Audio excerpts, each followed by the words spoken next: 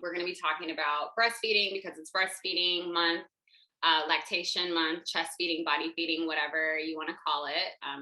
Want to be as inclusive as possible. Mm-hmm. Today, I'm sitting down and talking with Sterling of Loyal Lactation. You probably have seen her on social media everywhere. She's everywhere. So if you want to go ahead and introduce yourself, Sterling, and tell us like what you do. Okay. Got a frog in my throat just out of nowhere. Hey, everybody. My name is Sterling Grace Simmons. I am a certified breastfeeding specialist. Like she mentioned, I'm the owner of Loyal Lactation. I'm also, as of recently, a full spectrum doula. Um, my focus mainly is, postpartum, just because it goes hand in hand, with breastfeeding. I am the creator of an educational breastfeeding coloring book. I'm the creator of the Straight from the Tap doula breastfeeding training so that we can, educate these doulas and these birth workers on breastfeeding as well and how to support their clients. Because, they're the first role, the first step a lot of times. And I also have a latched and loaded digital breastfeeding training where these families can go and take breastfeeding classes, on their own. They don't have to wait for me, it's self-paced, it's pre-recorded. They can just come in and, put a little time to it so they can work through that during their pregnancy. What else about me? I think that's enough. I'm sure we'll jump into some more things, but that's me. I can be found across all social media, Instagram, Facebook, and Clubhouse at Loyal Lactation. Yes, I think that's where I found you. I think I found you on Clubhouse. So that's where I meet so many people. And I was like, she is so cool. Like, Thank you. Greatly appreciate it. what you're doing is amazing. My girlfriend and I are always like, Sterling got a coloring book. Like, talk about the coloring book. Oh, well, look. Well, see, I've actually got the book. Oh, right here. Oh my God, I love that. That is just so amazing. I just love that. Lots of different images. Yes. For lots of different people of different ethnicities, to just see themselves in lactation literature. Yeah. Oh my God, that's amazing. That is so amazing. So, with it being this week is World Breastfeeding Week, I wanted to kind of jump in and talk about. I see a lot in like different mom groups and stuff on social media, just a lot of misinformation surrounding lactation and nursing. And I see often a lot of people just give up so soon.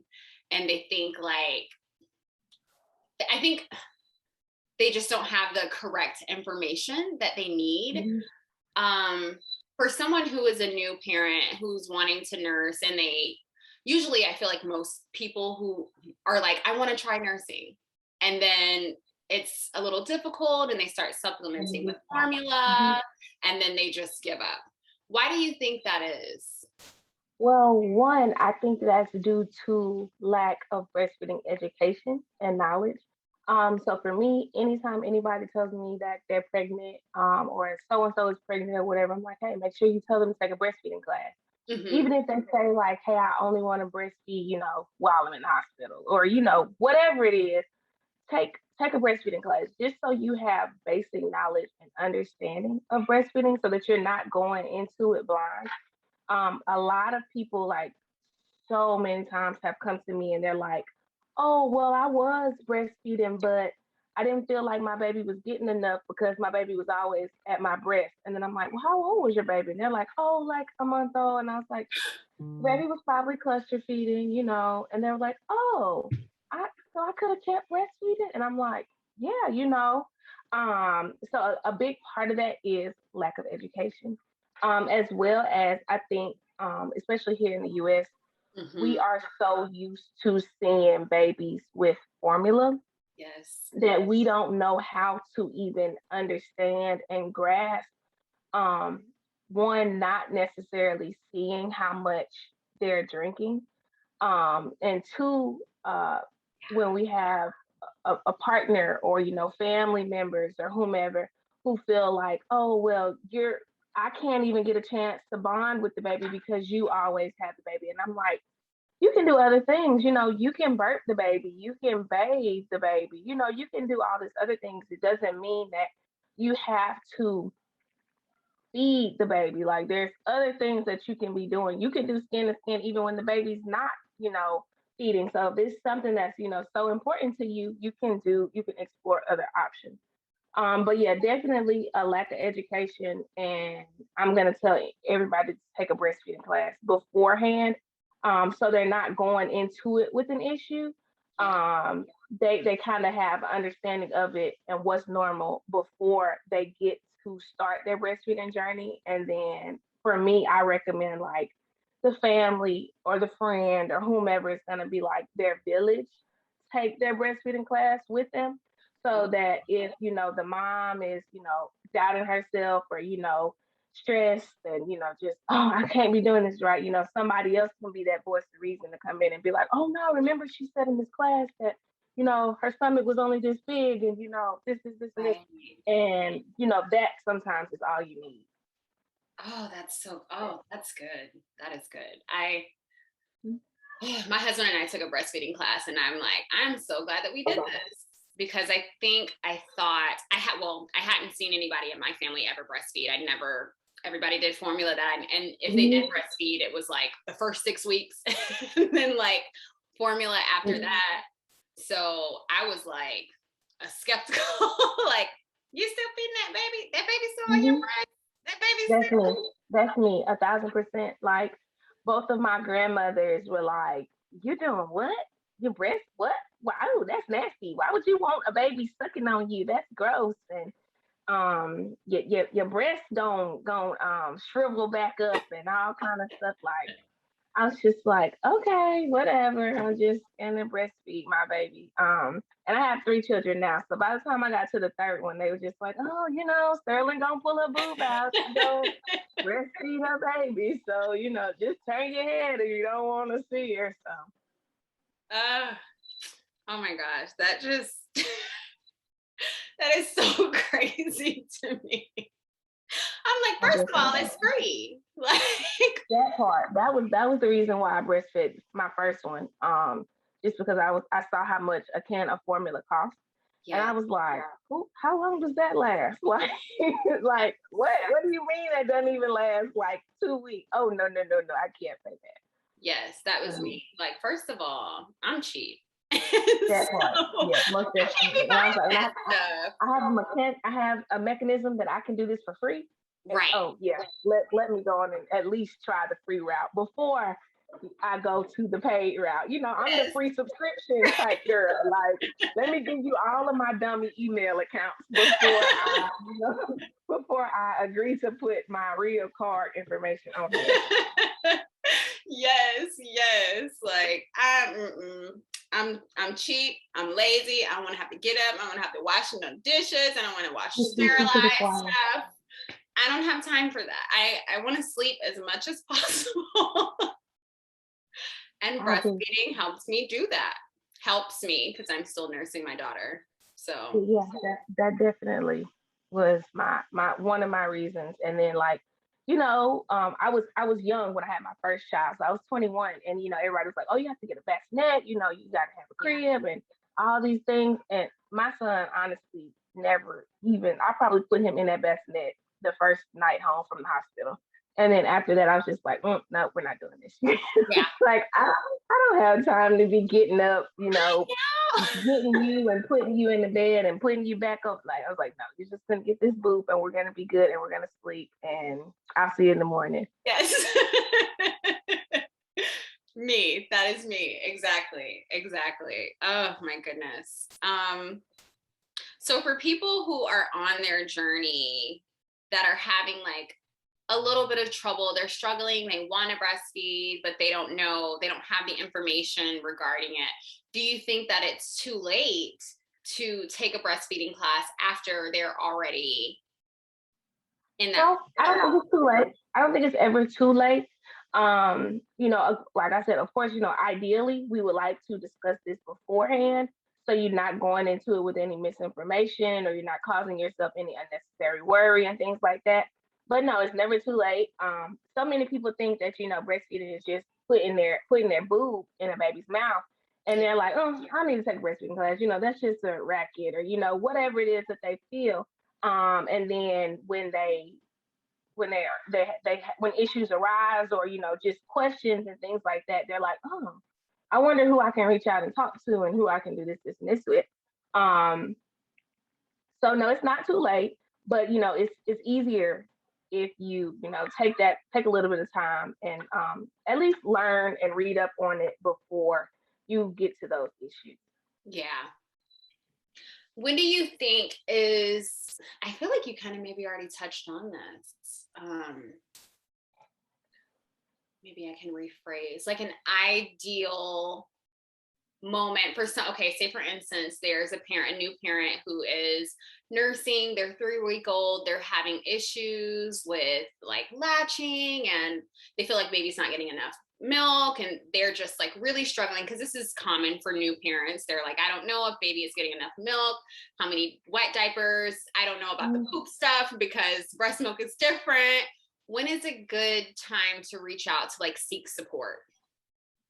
So if there is any pain associated with it, where it's just like, I've had clients who are just like, oh, I've been at home like literally dreading, every time the baby wants to latch. Like, I'm like, no, we don't need to do that. Like, reach out as soon as you feel like something is wrong. If you feel like you were at the hospital or you were at home and your midwife had you positioned a certain way and it didn't hurt, and then when they weren't around anymore and now it's hurting, the difference. So as soon as you feel like there's an issue, reach out for help. If you're concerned, about whether or not your baby is gaining the appropriate amount of weight, reach out for at least, like so many people are offering virtual services. I know I offer virtual and in person. There's also, if you're a pediatrician, has that certification or that assistance in office. That's a big part of what I teach also, is to interview your pediatrician, so that you have somebody that's going to be on your side and not giving you misinformation. So that's a way to make it a little bit easier. Also, if they're not telling you like, oh, your baby's too little and you need to supplement with formula, Right. but really your baby is, fine, and your baby is growing the way that he or she should be. So that's really the answer to that question. But definitely, as soon as you feel like there's an issue arising, don't let it just build up and build up and build up, thinking that, oh, it'll just go away. Know where to find your support. So pain, I know that I feel like that's something that I see a lot, like pain when it comes to breastfeeding. Is there a reasonable amount of pain that you should be in, or a reasonable amount of like discomfort that does come with breastfeeding? According, the textbooks are going to tell you like, it should never hurt. But, as somebody who is exclusively breastfed 3 children, I know, those first few days, I'm not going to say it hurt, but, you just have to kind of get used to your breast being used that way. But as long as the latch is good and the positioning is good, you should not be in, excruciating pain. You shouldn't be having to bear down and, do all of that, or, anything like that. If it's more than just like, okay, Mm-hmm. you need to unlatch them, or have somebody reevaluate their latch, or see if there's any type of oral restrictions or anything like that that could be causing the pain. So many people use like they want to feed their babies like this, fresh home from the hospital, but I'm like, no, lean on back and lay back and do the lay back position. And that helps you get a lot more comfortable and allows for like newborns to get a deeper latch. So just understanding positioning and, knowing how to latch and reattach, and what's normal, what's a normal, I guess, amount of, discomfort rather than pain, I would say. I was definitely the client that you were talking about that was like, I am dreading breastfeeding my child. Like day 3 at my house, I was nursing my daughter, and I was just like, I see how people give up on this because she didn't have a deep enough latch. I thought that even though I had taken the breastfeeding class, I thought that, like, okay, this is something that I should be able to do. Like, she latched on immediately at home while the midwife was here, but then she didn't do it afterwards. right. And that's what so many people like, she was latching in the hospital, or she was latching when the midwife was here. And that's very common. A lot of people will be like, well, when I needed somebody, you know, they were here, but now I'm here and I have to do this by myself. Right. So like I was telling you earlier, I have a latched and loaded program for families who are in the metro Atlanta area.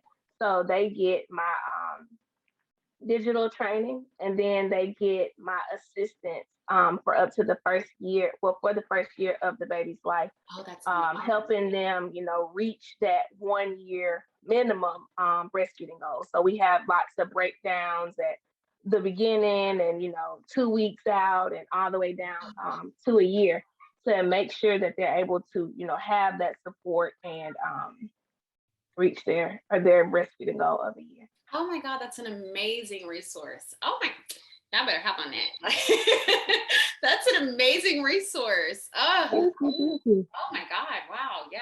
I just had the lactation consultant come to our house on like day 3, and I was like, please help. I don't know what to do. I'm about to die. Like, yeah, and I tell people a lot of times, like, you know, especially when your transitional milk comes in, like a lot of people can, you know, do it when it's just colostrum and they're not having any issues. They're just like, oh yeah, woo, woo, woo. And I always liken it to, like, you know, if you're in the bathroom and, you know, your faucet's kind of just trickling and, you know, just a little bit of a trickle, and you're like, this is totally fine, I can do this.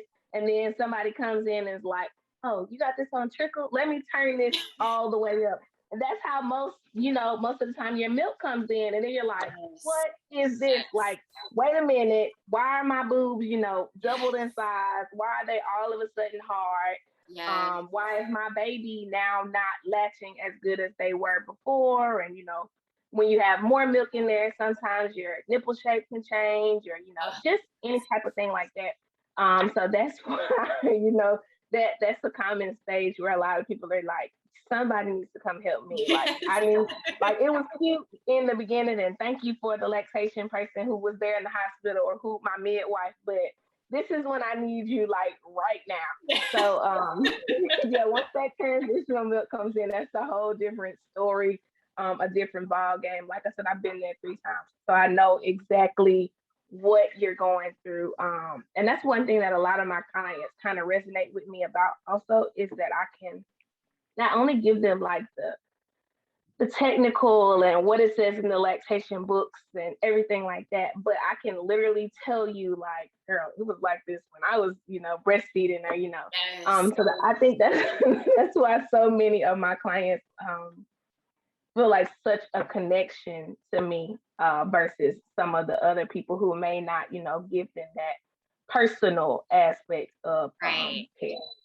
Yes, that's what I tell my clients too. Like, girl, look, my husband had to massage when I was so engorged. I was like crying. He's like, let's call a lactation consultant, man.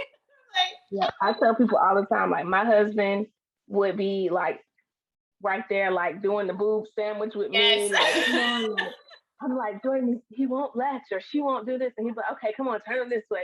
Let me put him this way. And just, you know, doing all the conditioning. And I was just be like, just do whatever, because, Yes. you know, I just don't know what this baby is doing.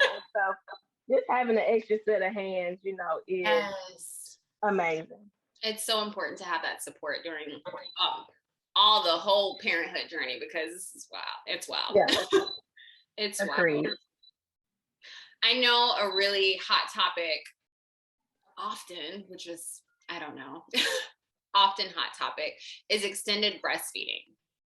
Mm-hmm. Why do you think that people, like every other countries outside of America, are like, yeah, feed your baby up to, like, I think the average is like 4.2 years, Mm-hmm. like 7 years old. People are still nursing. Yeah, anywhere from like 4 to 7. It's just depending on, you know, where you're located. Yes, but here in the United States, people are like, oh, you're still nursing that baby after 6 months?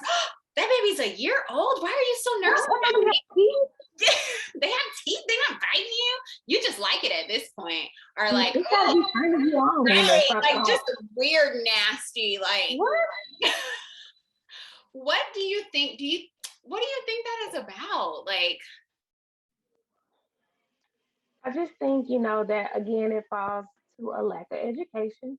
yeah. I also think that, we are so programmed to think we have to, get back to whatever it is that we were doing before, snap back or, whatever, the thing is. We feel like, anything that's going to make us sit down Yes. and, relax or lay down and, anything like that, is a weakness. And I think that's one of the things that I think the older generations don't like about it. Like I've had people say like, oh, well, girl, when I was having babies, I think what's the name of that show? I was watching something on Netflix about the funeral, people that were in the funeral. They run a funeral home in Memphis, and the grandmother was on there, and she was like, "Girl, when I had your daddy, I had him on a Tuesday. I was at work by Thursday." Like, I know, like that's like not what? Like that's not cool. That's not a good thing. And right. Like my mom would always tell me, like, "Girl, you better get somewhere and sit down before your uterus falls out." Yeah. And I'm like, I know your mama, her mama had to be telling her that, but you talking about you went back to work. And I just think it's that as well as again just knowing I don't even know why it's so just looked down upon. And I think it's got to do with like the fact that people are so used to seeing breasts for everything else, and they feel like, oh well, you shouldn't be breastfeeding, the daddy ought to be back, or whatever it is that their reasoning is. And I can't even make an excuse for for people or why they think that that's acceptable. My youngest one was breastfed, and so he was almost 2. He was like 22 months old, but he was like in 4T clothes. And people would be like, that boy is too big. You need to get that big old boy off of you, and you need to give him a cup, and all kind of things like that. And honestly, I think if I wouldn't have, he probably, girl, if him and his sister weren't so close, because they're only 22 months apart, he probably would have breastfed longer than that. But I was just like, at this point, like, baby, mommy is tired. Like yeah. we gotta cut this short. Yes. But I just think that it's just mainly, if I had to put it on anything, I'd say it had to be like a lack of education and just societal pressures of you got to be at work, and you got to I'm only gonna give you an hour to pump for the first year or whatever it is, if you have to go back to work, or you may have a non-supportive family member or spouse or whomever who feels like, okay, I sacrificed the first year, but after that you need to come back over here and put him in that bassinet, So it's a lot, but there's a lot of things when it just comes to just breastfeeding, but especially extended breastfeeding, because I always tell people like children are like toddlers until like 5. So they're like it's not even wild if you put it in that connotation. But I think we just think, oh he's not a baby anymore, he's a big boy, and we push them so into that so fast that it makes sense when you push it like that. But it's annoying. It's annoying. I saw the post about I didn't even really read the post, but Ice-T's wife still nursing their daughter, and all the comments were like, ah. Mm-hmm. And then I think last year during Black Breastfeeding Week, there was, maybe the year before, there was a mom who was still nursing her daughter who was standing. She was like 7. With the yellow on. Yes, mm-hmm. yes. And she got so much flack. Oh yeah, she broke the internet with that one, because people were very, very, very upset with her. Even with me, like I said, I have a picture that I did with Black Breastfeeding Club. When my son was, like I said, he was right at 2. But again, he's very big. And anytime I post that picture, people are like, oh, that boy is too big, and you shouldn't be breastfeeding him, and that's a man, and he's got a mustache, and Oh my he's kind of craziness, and how old is that boy? Fifth grade, or whatever. And I'm just like, yeah, people are crazy, but I definitely can imagine that she got a lot of flack. But just one, she's breastfeeding. You said like 6, 7 year old, and then then she's Black, and it's a whole other thing. When I was in high school, there was a lady who worked at the nail salon in the mall, and her son was 5, and she would go pick him up from kindergarten to breastfeed him during lunch, and then take him back to school. And I'm like 18, and I was like, what? Like, what? You went to go pick him up? And she's like, yeah, and that's how we do it. And I was like, oh, okay. And she was like, I can't remember where she was from, but she was of Asian descent. And she said that where she lived, that's how they do. So when children are in kindergarten, their mothers come to nurse them at lunchtime or nap time or whatever. And then they go on about their business. But I was like, I like the fact that you kept that part of your culture, even though you were here, and I'm sure everybody over here thought you were crazy. But you're doing something that was meaningful for you and your child, as well as your culture. Yeah, I think that people don't realize that there are still benefits to extended breastfeeding. Like people think like, 6 months, that's enough. The benefits. Like the nutrition just turns off. Like it just boop, like someone says, boop, disappear. And even when you think about like people who have cancer that drink breast milk, that should tell you enough in itself. They're far removed, from breastfeeding, and they're telling you that all these benefits are there. So again, education. Yeah. It's especially I was so surprised to see I'm always just like when people have opinions on other people's breastfeeding journeys, but I'm like, it's a whole pandemic right now, and this lady is breastfeeding her child, which is going to probably help her create antibodies in her body to stop her from being sick or getting sick or anything. And you have something negative to say about that? It's just so strange. A friend of mine from high school actually tagged me in a video of this lady talking about it the other day, and she was like, Sterling, tell these people to get out of that lady's bra. And I was like, oh my gosh, like you just have given me my whole tagline. I was like, I'm gonna use that forever. Like, stay out of that lady's bra. Like, why are you in her like not why are you in her business? Why are you in that lady's bra? Like, what are you doing? So I just told her, I was like, I'm using that for the rest of my life. Like, so just stay out of other people's bras. Like, that's not so good. Oh my God, people are so weird. Let me see if I hit all my questions. I think that is all the questions that I have. Do you have anything else that you would like to put out for people to know that we might not have touched on? When will this be available? I'm gonna try to do it today and then pull the audio. I want to get it out during breastfeeding week.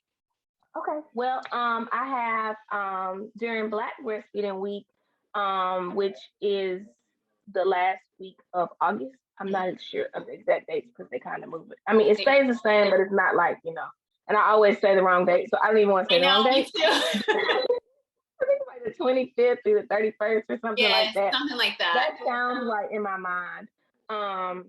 But I'm having a Golden Bowl breastfeeding awareness walk on the 29th of August. It is in Stockbridge, Georgia. We will be having vendors, health and wellness vendors. We'll have giveaways, raffles.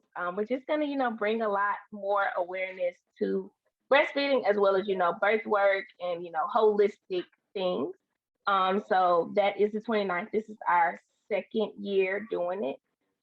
We got a good turnout the first time, and I'm hoping for an even better turnout this time. We've got sponsors and people just emailing me about giveaways and all kind of things like that. So I'm super grateful. So if anybody here is in the Stockbridge or Atlanta area, we're about 25 minutes south of Atlanta. So, you know, if you're in Atlanta, come through. You can register for free. It's a free event. Yeah, all the things. Oh, that's amazing. That's so amazing. Oh my gosh. I feel like all of the birth workers that I want to like hang out with, you guys are in Atlanta or Houston, and I'm like, come to Atlanta. I'm like, I live so far. Just be like, I'm just gonna fly to Atlanta real quick. Just Like, for this, right? I'll see y'all later. I'll just pop out. I'll just fly back. You know, it's a day trip. Yeah. Do I have anything else going on? Every month I do the Straight from the Tap, the doula breastfeeding training course. It's the last weekend of every month. So if any doulas are interested in learning more about breastfeeding, they get the 1 hour course. They have a question and answer period. They get a free copy of my book, and they get a certificate of completion. So that's all of that. Yeah, I think that's all I got going on, other than, you know, regular birth work, breastfeeding and all that thing. Ah, girl, you are amazing. So just in case they didn't catch it in the beginning, can you tell us again where we can find you on your social media platforms? Yes, you can find me on Instagram, Facebook, and Clubhouse at Loyal Lactation. That is LOYAL, Lactation, LACTATION. These hiccups will not let me be great over here. But Loyal Lactation, like I said, across Instagram, Facebook, and Clubhouse. All right. Thank you so much. Thank you for having me. This was awesome. Stop.